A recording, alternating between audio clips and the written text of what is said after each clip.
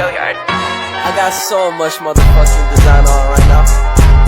Break it down, bring it back, make it clap. I got 3 old thoughts, new guap, wear that thing. Bitches on my line, and you know they come strapped. Hold up, what it not, 45, scope it cash like whoa. How you fucking with these hoes up? Step video ini kalau kalian anak keperawatan. Let's go!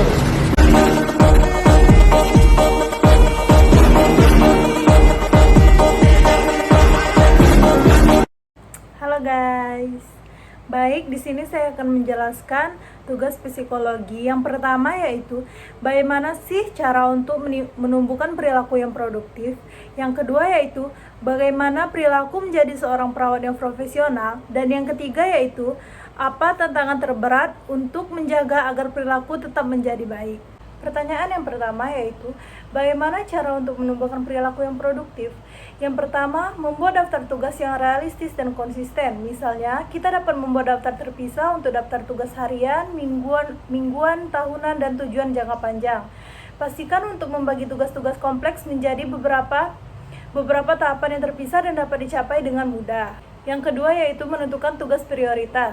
Hal ini dapat membantu apalagi untuk diingat prinsip Pareto yang lebih dikenal sebagai aturan 80/20. Ketika kita memutuskan tugas, mana yang harus ditangani terlebih dahulu. Yang ketiga yaitu jangan melakukan multitasking. Misalnya, mencoba menyelesaikan beberapa tugas yang berbeda sekaligus. Seringkali menyebabkan tidak ada yang dilaksanakan seefektif yang seharusnya mendapat perhatian penuh dan lebih fokus kepada masing-masing tugas. Yang keempat yaitu penyelesaian kerja. Misalnya, jangan menyalahkan diri sendiri jika kita tidak dapat fokus pada satu tugas selama berjam-jam pada suatu waktu, karena mengalami gangguan konsentrasi pada saat bekerja merupakan sifat manusia. Pertanyaan yang kedua yaitu bagaimana perilaku seorang perawat yang profesional. Yang pertama, otoritas. Otoritas yaitu adanya kewenangan sesuai dengan keahlian dan peran profesional dalam melakukan suatu tindakan. Yang kedua, akuntabilitas.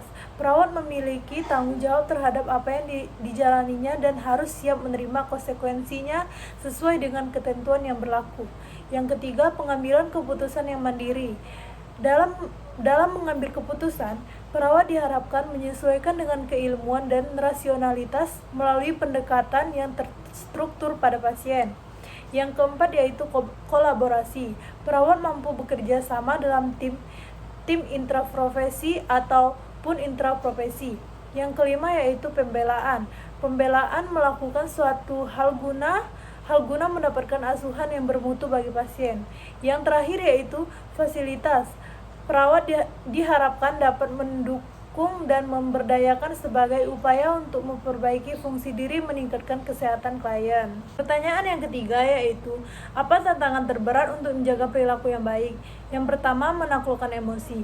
Mengendalikan emosi memang bukan pekerjaan yang mudah, tapi percayalah, ketika kamu berhasil mengalahkan emosi itu, artinya kamu sudah berubah menjadi orang yang lebih kuat. Kenapa?